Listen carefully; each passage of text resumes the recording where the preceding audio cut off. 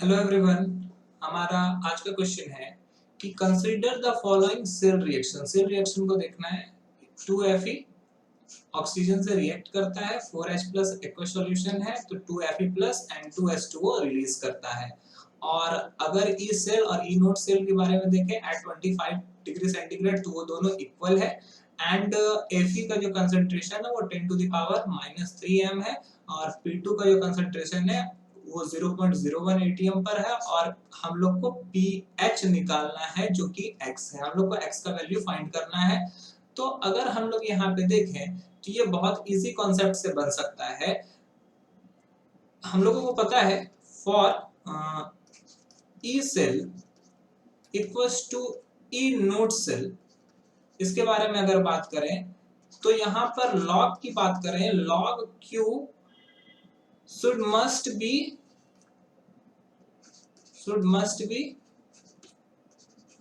0। तो log 0 होगा तो यहाँ पे Q का वैल्यू ऑफकोर्स 1 हो जाएगा। और Q अगर 1 होता है तो ये फॉर्मूला अगर आप हम लोग पुट कर दें Fe2+ होल स्क्वायर, ये नर्नेस्ट इक्वेशन से लिया गया क्वेश्चन है। 4PO2।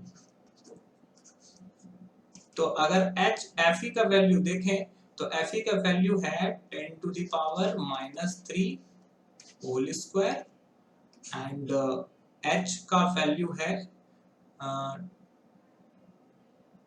अगर H का वैल्यू देखें pH तो हम लोग लिख सकते हैं 10 टू द पावर -4x,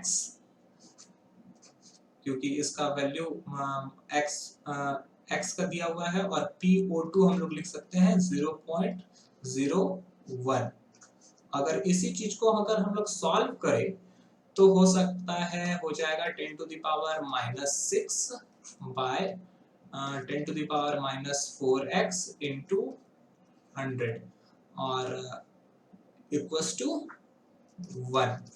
और अगर इसी चीज को और भी सॉल्व किया जाए तो ये हो जाएगा 10 to the power -4 equals to 10 to the power -4x means -4 equals to -4x, then x का value 4/4 1।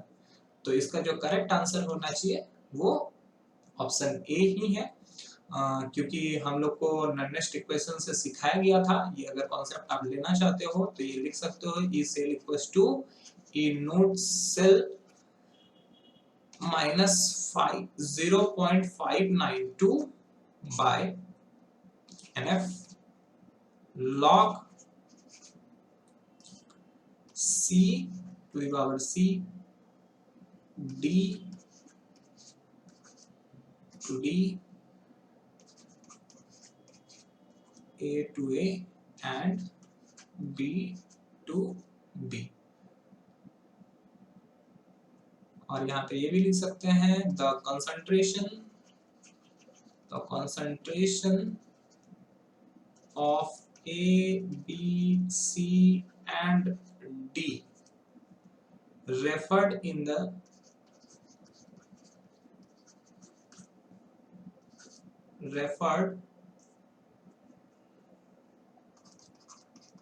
the equations are the concentration at the time, concentration at the time the cell is measured. That's all. Thank you.